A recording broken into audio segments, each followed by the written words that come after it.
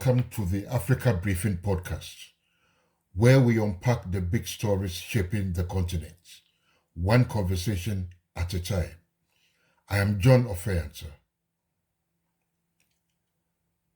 229 euros.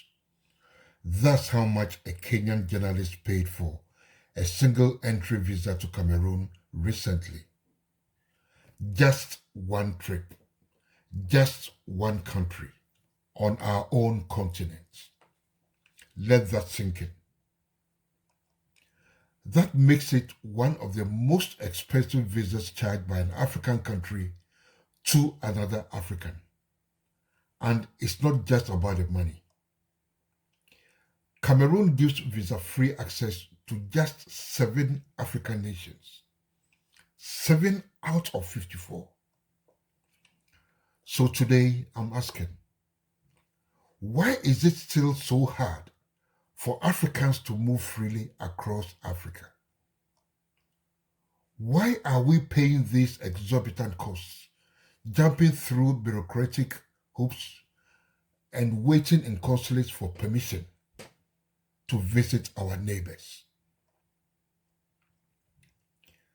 You see, the real cost of these restrictions isn't just the visa fee. It's the lost opportunities, the cultural disconnection, the economic stagnation, and the erosion of Pan-African dreams we once held so dear. Let's rewind a little. In 1963, the Organization of African Unity, now the African Union, was born with a vision of unity, solidarity, and collective progress. Leaders like Nkrumah, Nyerere, and Kaunda dreamt of an Africa where Africans could move, trade, and grow together. Yet, here we are in 2025, and crossing an African border often feels like trespassing. Many African countries still treat each other like strangers. Some treat fellow Africans worse than Western visitors. It's easier for a European to enter certain African countries than it is for an African from across the border. It's hard not to ask, who are we protecting ourselves from? And what are we protecting? This brings us to the African Continental Free Trade Agreement, or AfCFTA in short. Hailed as a game changer, it's the largest free trade area in the world by number of countries. It promises to increase intra-African trade, boost industrialization, and create millions of jobs. But let's be honest, can AfCFTA truly succeed if Africans can't even move freely across the continent? Trade isn't just about goods in containers. It's about people. It's about business leaders, students, artists, innovators, crossing borders, building partnerships, and exchanging ideas. And yet, today, a young entrepreneur from Malawi still struggles to attend a startup expo in Nigeria. A Ghanaian academic still battles red tape just to speak at a conference in Ethiopia. AfCFTA without free movement? That's like building a house with no doors. So, what's stopping us? Some say security concerns. Others cite economic protectionism or fears of job loss. Some governments simply don't trust their neighbors. But these arguments ignore a bigger truth. The lack of intra-African movements hurts us more than it helps.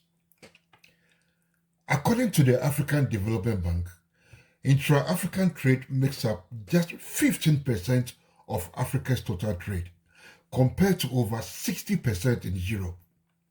And a big part of that is because we've made it far too hard to connect with one another. But not all is bleak. Countries like Rwanda, the Gambia, Benin, Senegal, Gambia, and Kenya have taken bold steps. They've opened their borders to fellow Africans, visa-free or visa on arrival. And guess what? Their economies haven't collapsed. In fact, they are gaining tourism, talent, and trade. The African Union's Agenda 2063 calls for a continent with seamless borders. The African passport was launched with fanfare years ago. But tell me, how many of us actually hold one? Where is the urgency? We can't talk Pan-Africanism only in speeches. We must live it in our policies, visas, airlines, and infrastructure. It's time to stop making it easier for outsiders to do business in Africa than it is for Africans. So here's the call. Let's push for real change.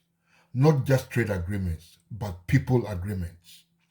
Let's dismantle these colonial era borders in practice, not just in principle. Let's push our leaders to prioritize free movement, invest in connectivity, and recognize that unity is our strength, not our threat.